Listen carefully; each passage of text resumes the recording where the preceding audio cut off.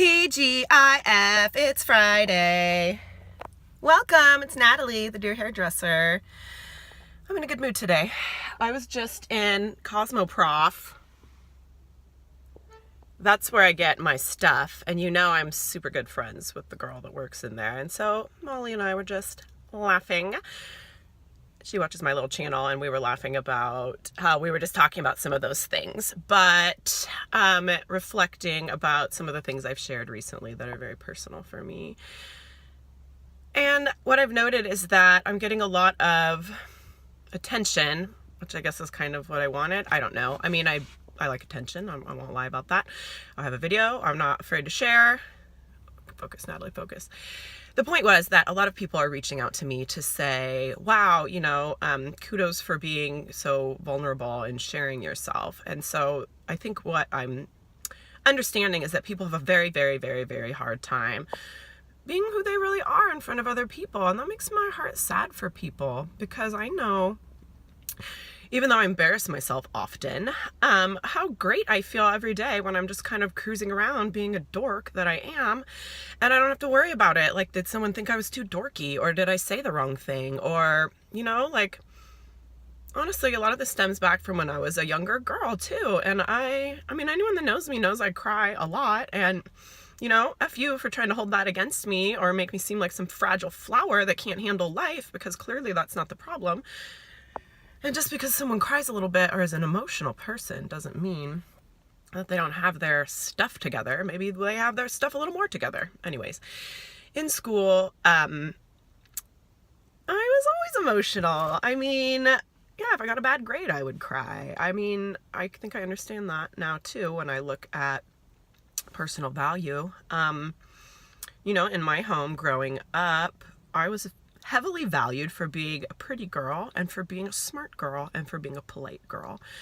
I was very much valued by my parents for that, and by my grandparents, and by everyone around me. But I had an angry personality. I was taught that that was wrong, that I needed to stifle that down. I was actually mocked as a child. I'm not trying to make anyone feel bad about that, but I would get really angry, and people would laugh at me. They thought it was funny, I guess, because I was so expressive, and I would, snort and cross my arms and be all silly. And I don't know, maybe my family thought they were diffusing the situation, but I think what it really did is it made me feel not acknowledged and like there was something seriously wrong with me. So I guess that little fire just kind of grew inside me, and I felt like it wasn't supposed to be there. But growing up, I had a best friend that had a little fire in her too, my friend Krista.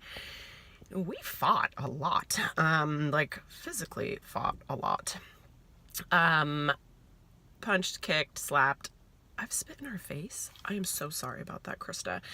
Alejandra, I am also sorry that I did that to your mother. That's her daughter.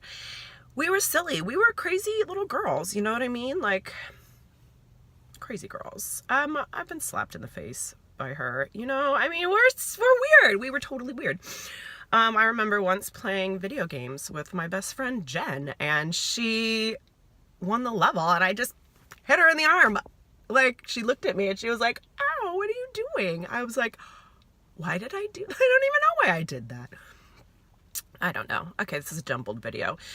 The point is that we are all mixtures of all of these reactions and emotions and things that we've lived for our entire life. A lot of this stuff comes from childhood, and really not being acknowledged or being able to express yourself.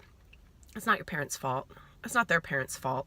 It's not their parents' fault. Maybe it's their fault. A lot of these patterns and things are so generational and deep, and they run even deeper than your family lines. They run into cultural lines, and that's hard to work with. That's hard to undo.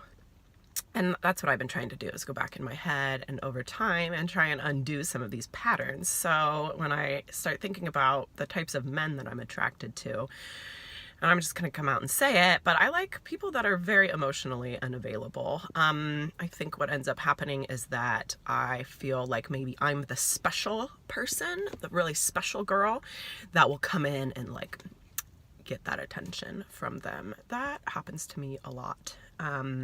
And then I hit a point where it's obvious that emotional connection isn't there.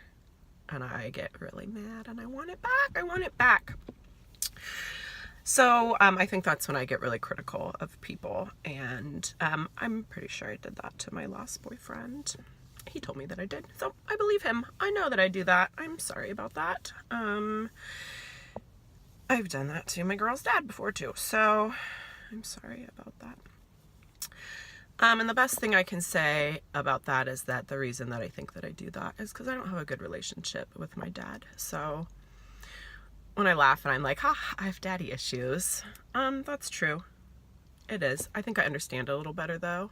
I don't have a good emotional relationship with my dad, and I don't want to hurt anyone's feelings here or anything, but I've just always felt like he doesn't see the person that I am beyond maybe being a pretty daughter and a smart daughter. So I've had to look really hard to be acknowledged for other things in my world other than those things. And I think what I've discovered recently, and this is what everyone says, but I don't know how to tell people how to do it, so that's why I'm just doing this little video dialogue to maybe give someone some clues. You really have to find that love for yourself. So I think what I've been trying to do with this last breakup is, maybe in not the best ways right now, but just take that love back for myself, and whatever I tried to give into that, remember that it was given in love and with positive intention, and just see if it can find its way back to me, you know, since it's not being used.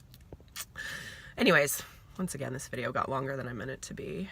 I'm gonna do the girl's hair today, and that's gonna be really fun, and that'll make me feel good. Okay, I'll talk to you later. Bye.